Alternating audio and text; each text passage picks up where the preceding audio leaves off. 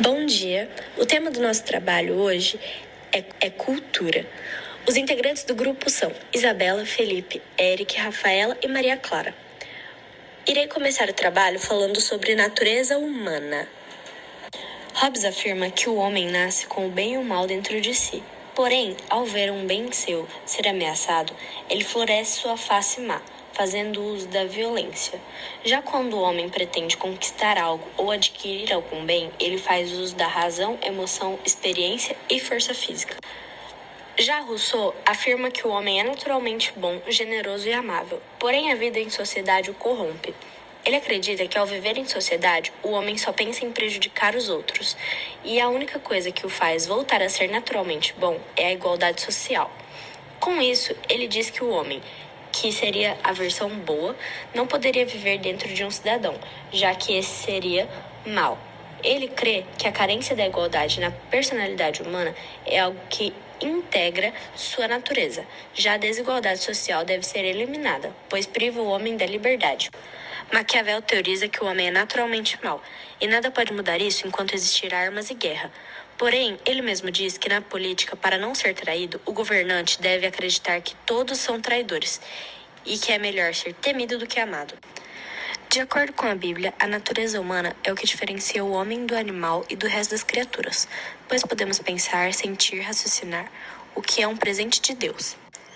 A ideia de natureza humana como algo universal, intemporal e existente em si por si mesmo acaba sendo duvidada, pois ao analisarmos cada frase que naturaliza o ser humano, vemos que estamos frequentemente nos contradizendo, como na frase chorar é humano. Dizemos que chorar é universal, da própria natureza humana, porém nos contradizemos quando falamos homem não chora, que é da natureza do homem não chorar. Se a primeira frase está certa, colocamos que o homem é um ser que escapa às leis da natureza, ou então quando dizemos que é natural ter medo e uma pessoa é admirável pois não tem medo.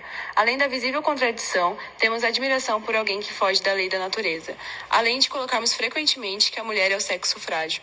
Porém, existem sociedades em que a mulher é considerada impura para cuidar dos alimentos e lidar com a terra. Sendo assim, o cultivo da terra, o preparo dos alimentos e o cuidado com a casa são da responsabilidade dos homens, cabendo às mulheres a guerra e o comando da comunidade. Se é assim, como que fica a frase que a gente afirma que a mulher é o sexo frágil? Portanto, é visível que quando naturalizamos algo, estamos nos contradizendo frequentemente, e essa ideia própria não se sustenta. Porém, os seres humanos são culturais e históricos, ou seja, carregam uma idealização de muitos anos atrás.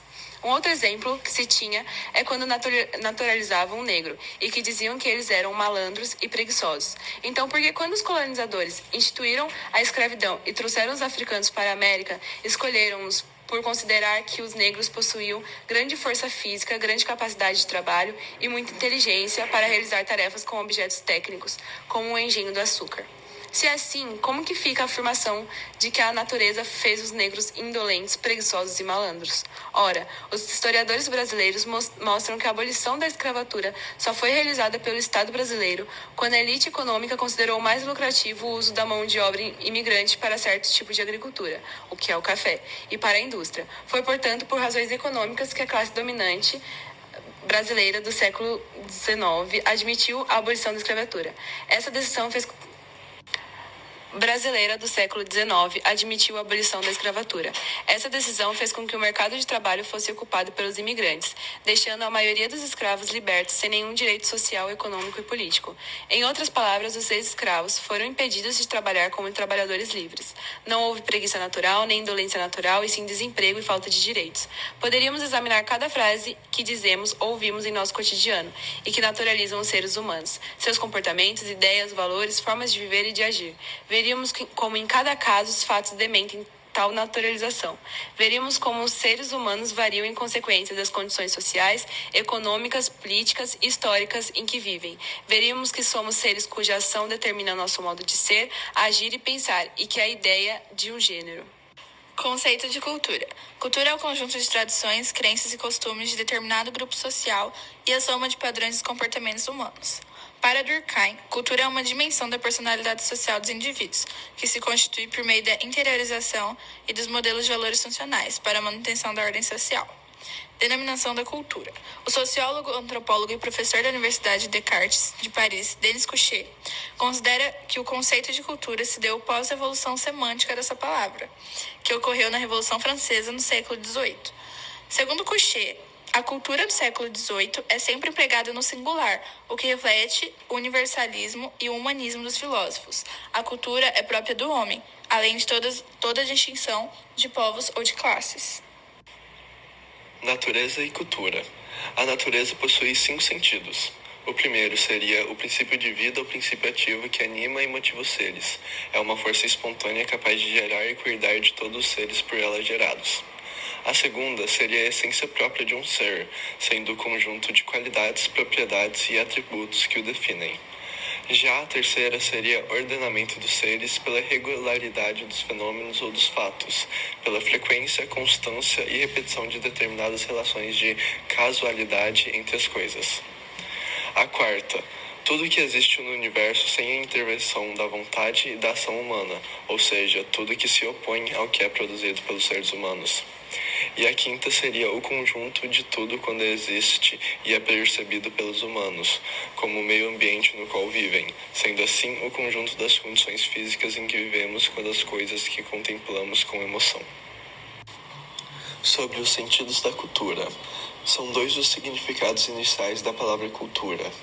O primeiro é que ela significava, na antiguidade romana, o cuidado do homem com a natureza, com os deuses e com a educação, formação, alma e corpo das crianças, sendo o aprimoramento da natureza humana pela educação em sentido amplo.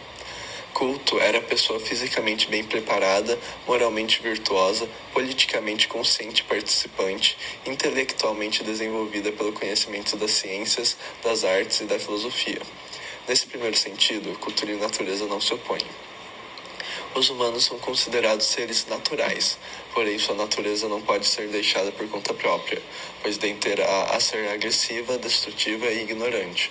Portanto, precisa ser educada, formada e cultivada de acordo com os ideais da sociedade.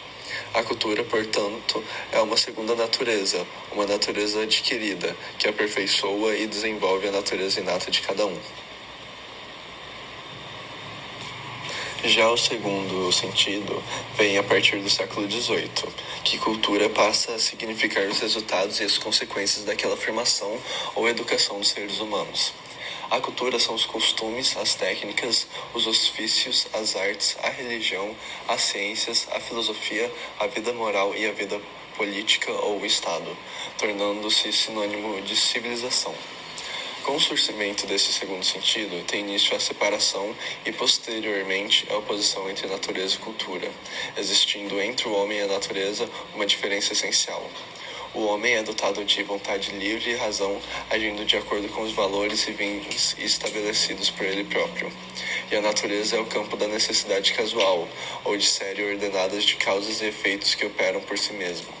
A cultura é o campo instituído pela ação dos homens, que agem escolhendo livremente seus atos, dando a eles sentidos, finalidades e distinções, como o que é bom e mal, belo e feio. Depois que esse segundo sentido foi prevalecendo, cultura passou a significar também a relação entre os seres humanos socialmente organizados, que estabelecem com o tempo e com o espaço, com os outros seres humanos, com a natureza, passando a ser sinônimo de história. Na natureza, o tempo é repetição, tendo como exemplo o dia sempre o sucesso da noite. Ao contrário, o tempo da cultura é a transformação, ou seja, mudanças nos costumes, nas leis, nas emoções e entre outros. Cultura e trabalho. Existem vários conceitos de cultura, sendo estes reformulados frequentemente. Seu conceito é extremamente complexo e dificilmente encontraremos uma única definição que contemple todas as abordagens, especialmente para filósofos e historiadores. A cultura surge quando o homem age e transforma o que é natural por meio do trabalho. Este conceito de cultura por meio do trabalho tem sua explicação. Através do trabalho, o homem cria objetos como utensílios, instrumentos, vestuário, habitações, e para criar esses objetos, ele se organiza de acordo com as tarefas destinadas a cada um.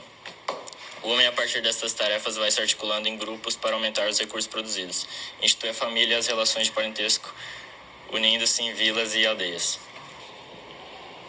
Consequentemente, esses grupos necessitam se proteger contra ameaças e, portanto, criam armas e fazem guerras, almejando condições mais favoráveis e melhorias de tudo que fazem e produzem. Os homens invocam forças divinas e as adoram, instituindo então a religião.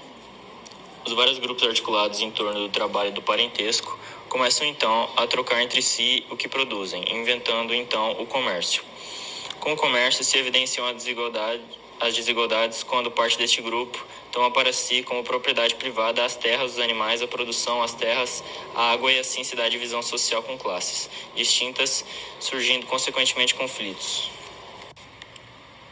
Cultura como ordem simbólica. Outra abordagem para a definição de cultura é como ordem simbólica. A cultura é instituída como se estabelece as ordens e as regras de conduta para que se assegure para as pessoas a existência e a conservação da comunidade. Para esta conservação, devem existir algumas leis a serem obedecidas sob pena de punições, expulsão do grupo e até mesmo morte. O exemplo para a antropologia, quando se dá um novo sentido para a sexualidade, por exemplo, com regras, mulheres permitidas e proibidas para um grupo, ou seja, a instituição da proibição do incesto. Tais regras e leis não são naturais e sim criadas pelo homem.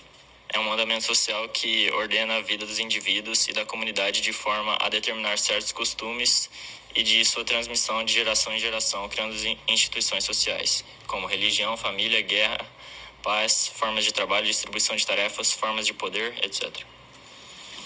Mas a lei não é simplesmente a proibição de certas ações e a obrigação de outras. A lei é, sim, a evidência de que os humanos são capazes de ordenar sua existência em grupos que não é natural e sim simbólica. Patrimônio e pós-modernidade. Na sociedade contemporânea, a ideia de patrimônio cultural e ambiental acrescenta-se a ideia de pós-moderna, de que as cidades são empórios de estilo e de imagem, exigindo a multiplicação de objetos do patrimônio. É assim que surge o Museu do Telefone, o do rádio, do cinema, do automóvel e assim por diante. O patrimônio cultural e ambiental, que era fonte de poder para a Estado-nação, torna-se uma mera questão econômica de política e de marketing. Com o surgimento do mercado de antiguidade, o sentido originário do semióforo é invertido. Cria-se a ideia de que qualquer objeto pode se tornar objeto de significação ou objeto histórico, com base nas decisões desse mercado sobre o que é antigo. Sobre a sociologia pós-moderna, novamente, a oposição entre a natureza e a cultura perde a validade, porém, porque agora é tudo mercadoria e objeto de marketing.